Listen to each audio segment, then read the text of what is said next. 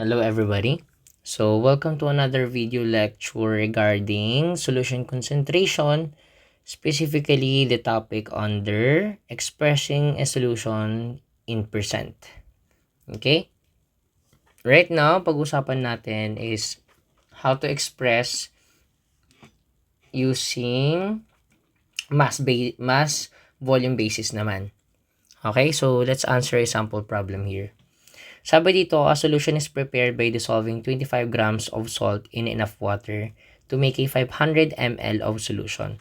What is the percent by mass volume of the solution?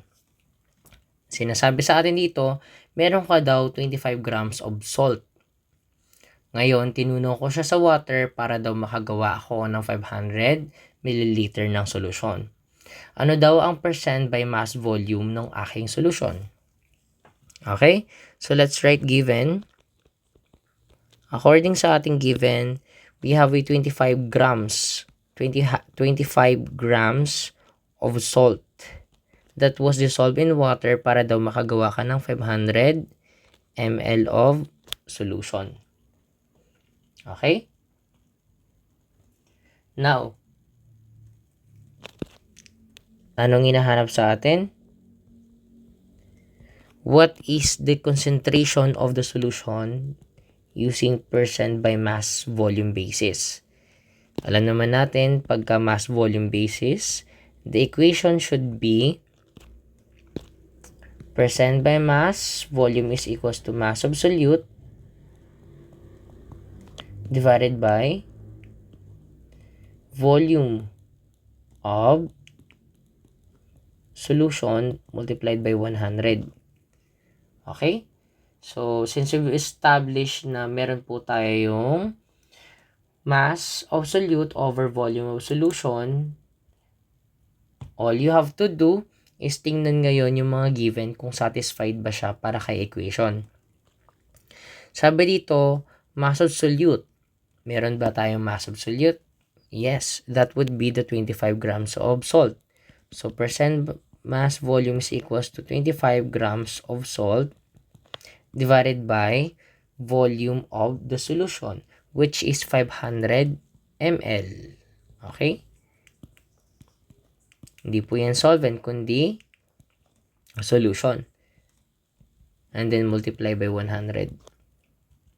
So, 25 divided by 500, that would be 0.05 multiply by 100. And that's 5%. That is the concentration. Ayan. 25 grams of salt divided by 500 times 100 is 5%. Ibig sabihin nun, the 25 grams of salt is only about 5% ng entire solution. So, 95% would be the water. Okay? Ayan. So, let's have another sample problem here. Feel free to pause the video. Sabi naman dito, as a pharmacist needs to prepare a 15% mass volume solution. Using a 45 grams of drugs, what should be the final volume of the solution? Okay, let's start the given first. Ang hinihingi sa atin is that ano daw yung magiging final volume ng solution.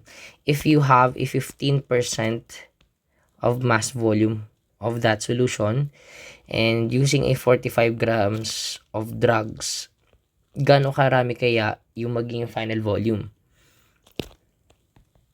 Required would be final volume or the volume of solution. Sol N. So, sa equation, alam natin ang pinaka-major equation for a mass volume relationship is percent by mass volume is equals to mass absolute divided by volume of solution multiplied by 100.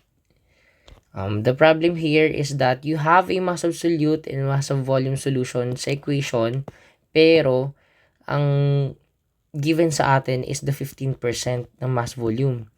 You have the solute that is 45 grams of drugs, but the missing part would be the final volume. Volume of solution multiplied by 100. This time, ang hinahanap is volume solution.